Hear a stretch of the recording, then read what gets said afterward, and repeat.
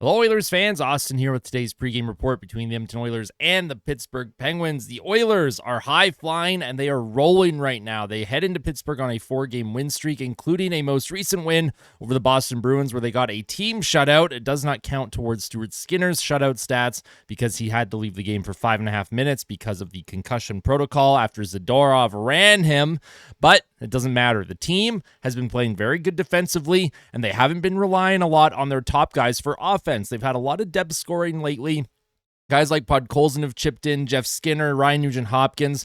They have players that, you want offense from, but we haven't gotten a lot from throughout the season. They have guys that have been stepping up. Adam Henrique had 2 goals the other night in Boston. So that's a real good sign for Edmonton, and it means, in my opinion, that once the big guns get going again, like Draisaitl and Connor McDavid, although I should say Draisaitl's still going. He has 5 goals in his last 5 games. But Connor McDavid, he's been kind of snake-bitten. He only has a couple goals in his last 10 games.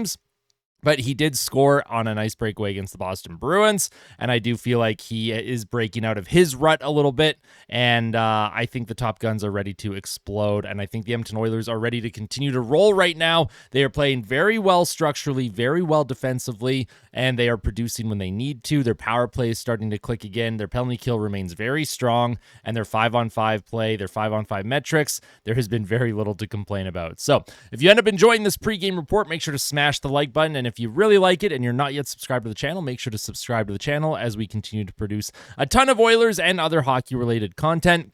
Now, I won't be doing a live stream for this game tonight because I do work. However, on Saturday against the Chicago Blackhawks, Hockey Night in Canada, I will be back for a live stream. That game, we'll do some hockey card pack openings as well. I look forward to that. It's going to be a lot of fun. The other night when we did that during the Bruins game, it was a ton of fun. Great all around. I mean, other than the Matthew Tkachuk card that we pulled, but we just won't talk about that. I had a lot of people in the comment section being like, you need to burn that card. I'm not burning the card. You couldn't pay me to burn a card. We're not destructive here. We preach positivity. We don't preach destruction, even though we hate Matthew Tkachuk. Anyways, let's get into lineups because there are a couple interesting changes here, and it is on the back end. But first, we'll start with the forwards. Ryan Nugent-Hopkins remains with Connor McDavid and Connor Brown. That line overall has played very well. I think they are a little bit snake-bitten. Connor Brown had a real nice opportunity in the third period against the Boston Bruins. A nice feed by McDavid to find him for a one-timer, and Connor Brown shot the puck about 2 feet wide of the net. So for Connor Brown, let's try and dig in a little bit on that stick, pick your corner, and shoot it the way we know you can shoot, because we know that you can score if it's not a penalty shot or on the penalty kill. So Connor Brown, we need a goal from you. On the second line, we have Vasily Podkolzin, Leon Draisaitl, Victor Arvidsson. Podkolzin, of course, got back on the score sheet in what felt like forever against the Seattle Kraken last weekend. Leon Draisaitl, he leads the league in goals, leads the league in even strength goals, leads the league in game-winning goals. Draisaitl's on a Hart, a Selke, a Rocket Richard, a Ted Lindsay, a Art Ross style season right now, and I hope he's able to continue that. Victor Arvidsson, he had an empty netter against the Bruins. He did not, well, I was going to say, he didn't look off Draisaitl. He was looking to find Draisaitl to maybe continue his goal scoring and his point streak. However, Draisaitl, you could tell he was telling him, just put the puck in the net. Not worried about that. That's a team player from Leon. And for Victor Arvidsson, good to see him pot one, even though it's an empty netter, because he needs to find his game too. And sometimes that can help drive that sort of thing. For the third line, we have Jeff Skinner with Adam Henrique and Zach Hyman. Jeff Skinner has played much, much better as of late. I talked about him a lot in my post-game or my day after discussion video that I uploaded yesterday. Adam Henrique has a couple goals recently. And overall, his game is really starting to turn it around as well. And Zach Hyman has been a great add on that third line. He's chipping in with some assists now, and he does a lot of work along the boards. And those three just seem to really fit. They just have some chemistry. You can't just, create artificially. There is some natural chemistry with those three players. I think because they are 3 different player types. Jeff Skinner is generally a shoot-first type sniper. Adam Henrique is a solid 2-way player. And Zach Hyman, he bangs bodies, he works along the boards, and that line's working. Even Jeff Skinner has been working along the boards. He made a nice pass in front to Henrique the other night against the Bruins, so that's good to see. We'll see if they can find consistency here and keep pushing forward. Because if the Oilers have a bottom 6 group that can continue to produce, well, that's a real nice thing to have moving forward as they get closer to the playoffs. You need depth scoring that time of year. Fourth line, Corey Perry with Matthias Janmark and Kasperi Kapanen. This is a line that I think is playing okay. I would like to see just a little bit more on the offensive side, but they're doing what they can. And Corey Perry's helmet might have been the MVP against Trent Frederick against the Bruins. If you're Corey Perry, you might want to change that helmet out, though. I don't know how dented it is after Frederick busted his hand all over it. Derek Ryan, of course, the extra forward. He likely sits out tonight. Now, this is where the changes happen. On defense, now this was tweeted out by Tony Brar during morning skate. Darnell Nurse was put with Evan Bouchard. Matthias Ekholm was put with Troy Stetcher. Now, that's an interesting change to their top four defensemen. Not sure what the logic is. I don't know if they're just looking to get a different set of eyes, different players, just to see how they work together. But I did notice against the Bruins, too, that some of the defense pairings were a little bit different, a little bit interesting, I would say. But Ekholm with Stetcher is an interesting one. I do like Stetcher's game. Ekholm obviously is solid. He's such a good two-way defenseman. Nurse with Bouchard is going to be the defense pair to keep an eye on. This is a defense pair that a lot of people in the analytics community have been pushing in limited time together in the past. They've had good metrics, not always good results, but good metrics. So we'll see if they do end up keeping these two together for extended periods tonight. Keep an eye on how they play. Darnell Nurse, of course, we all know he's had a terrific season on the back end. His two-way play has been great. His skating has been good, and he looks healthy. He looks like he's having fun, and that's a real good sign if you're an Oilers fan.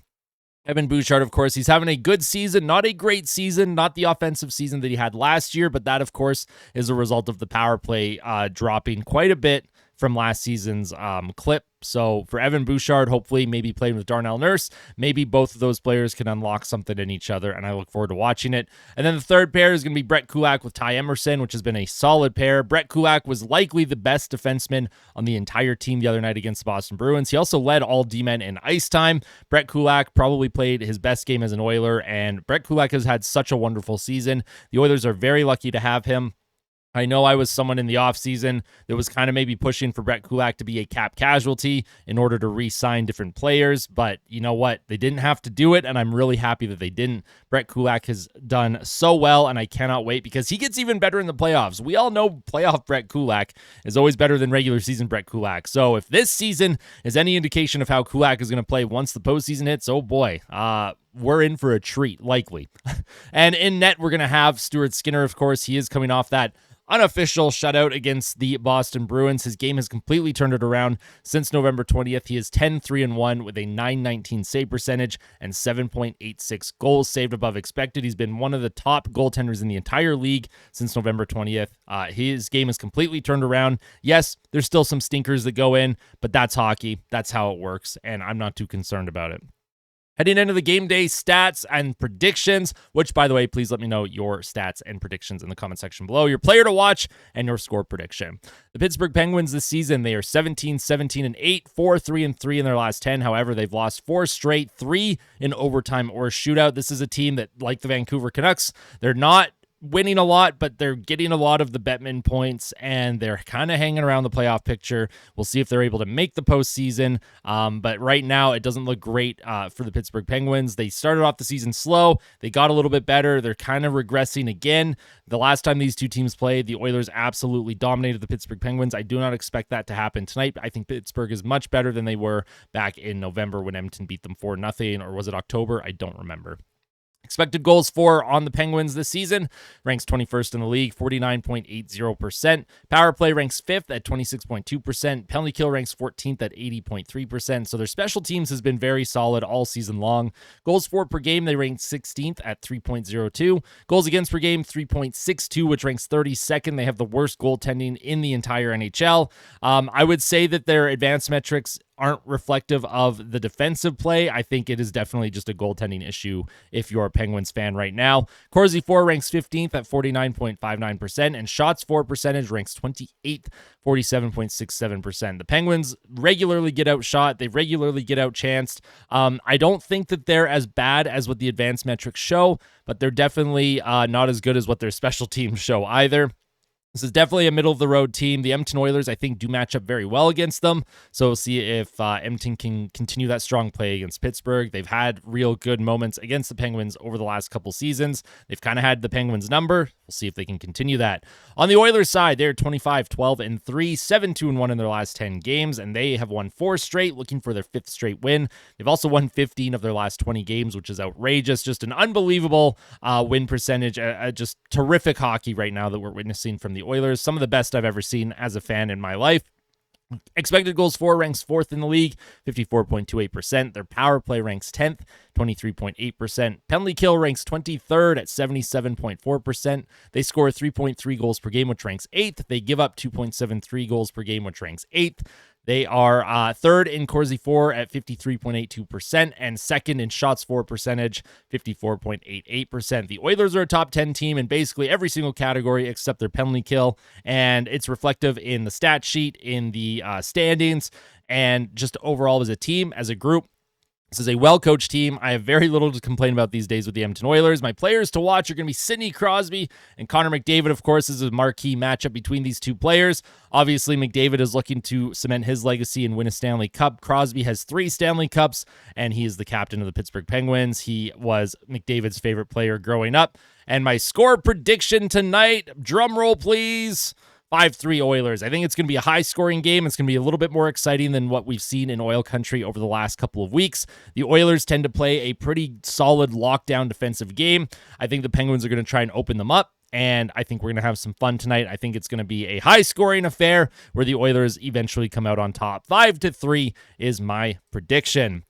Thank you all so much for tuning in. I truly appreciate it. If you enjoyed today's video, like I mentioned, just make sure to hit that like button. It goes a long way in supporting the channel and pushing the algorithm to push my content to other viewers. And of course, subscribe to the channel if you're not yet subscribed. I will see you after the game for the post-game reaction. I will be missing the game, so my post-game reaction will be a general, I'll watch the condensed game and give my thoughts on the condensed game, and then tomorrow I will have a day after discussion after I've been able to watch the entire thing and have everything sorted and ready to go for all of you. Thank you all so much for your continued support. It means the absolute world to me. Tell someone that you love them before the game tonight, and as always, fight like a kid, fight like Ben. Let's go Oilers.